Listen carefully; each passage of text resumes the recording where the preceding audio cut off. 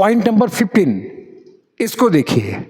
We use a plus Mr, Mrs, Miss plus name और surname when speaker is not known to that person at all. क्या कहना चाह रहा है कि अभी तो हम लोग बात किए कि कोई भी व्यक्ति जिसका कोई नाम हो उसके साथ हम लोग कभी कोई आर्टिकल नहीं यूज करते हैं, लेकिन अब फिर देखो, एक बार फिर देखो, मिस्टर, मिसेस, मिस, उसके बाद नाम हो या सरनेम हो, उसके पहले आर्टिकल हम लोग ए लगाते हैं। कब?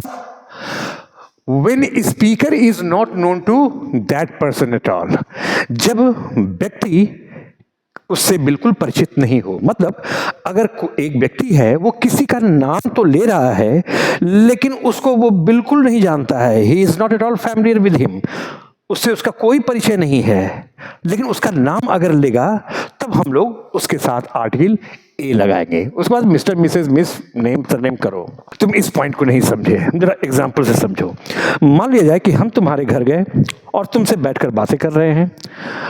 All of a sudden you remembered that you had to bring something from market. अचानक तुमको याद आया कि मार्केट से तुम कुछ लाना है, तो तुम हमको बोले कि please sit here for some time, I am coming from nearby market.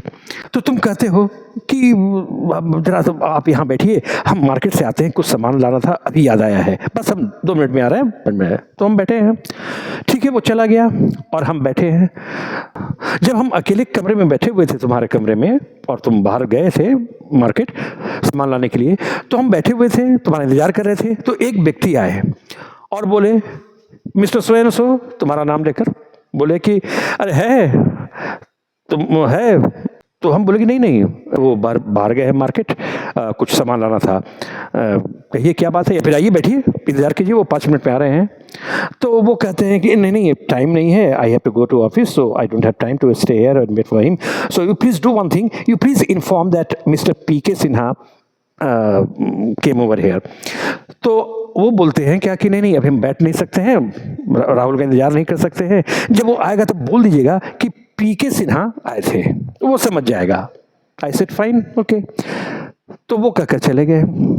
After some time तुम आ गए, तो हम तुमसे कहते हैं कोई मिस्टर पीके सिन्हा तुमसे मिलने आए थे, कोई मिस्टर पीके सिन्हा तुमसे मिलने आए थे।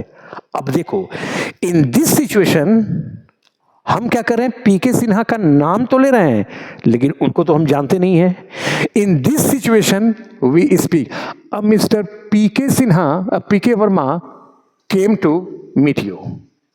ठीक है, हम मिसेस गुप्ता का नाम तो ले रहे हैं, उनको नहीं जानते हैं। इसी संदर्भ में इस एग्जाम्पल को अब देखो, अब Mrs Gupta wants to talk to you, talk to him, कोई मिसेस गुप्ता उससे बात करना चाहती है। इन दिस सिचुएशन कि व्यक्ति नाम तो ले रहा है लेकिन उसे जानता नहीं है, उससे वो परिचित नहीं है, ऐसी स्थिति में हम लोग आर्टिकल ए का प्रयोग करते हैं। और इसको भी ध्यान में रखना, we can use some in the place of a in the same situation.